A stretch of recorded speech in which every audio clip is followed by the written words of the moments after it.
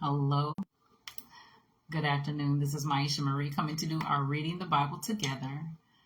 How are you on this wonderful Monday morning or afternoon? On this wonderful Monday. It's Monday evening.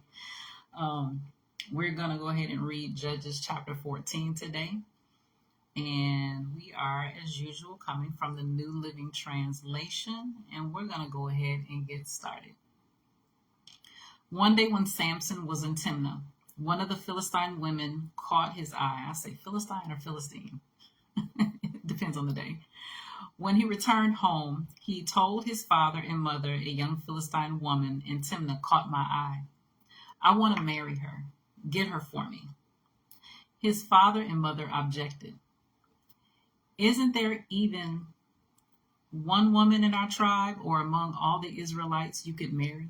They asked. Why must you go to the pagan Philistines to find a wife? But Samson told his father, get her for me. She looks good to me. His father and mother didn't realize the Lord was at work in this, creating an opportunity to work against the Philistines, who ruled over Israel at that time. As Samson and his parents were going down to Timnah, a young lion suddenly attacked Samson near the vineyards of Timnah. At that moment, the Spirit of the Lord came powerfully upon him, and he ripped the lion's jaws apart with his bare hands. He did it as easily as if it were a young goat, but he didn't tell his father or mother about it. When Samson arrived in Timnah, he talked with the woman and was very pleased with her. Later, when he returned to Timnah for the wedding, he turned off the path to look at the carcass of the lion, and he found that a swarm of bees had made some honey in the carcass. He scooped some of the honey into his hands and ate it along the way. He also gave some to his father and mother, and they ate it. But he didn't tell them he had taken the honey from the carcass of the lion. As his father was making final arrangements for the marriage, Samson threw a party at Timnah, as was the custom for elite young men.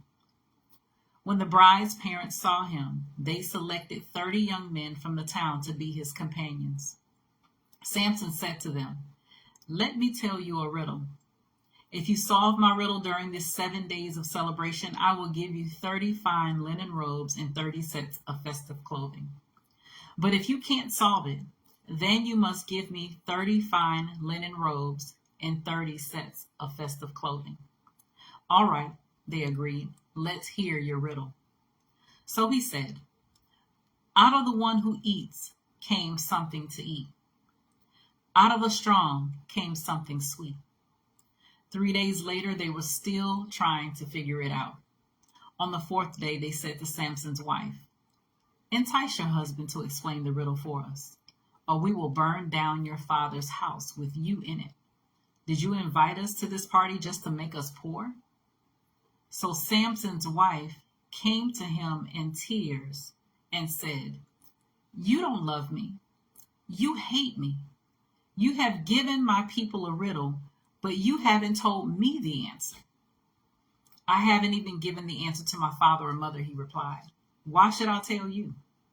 So she cried whenever she was with him and kept it up for the rest of the celebration.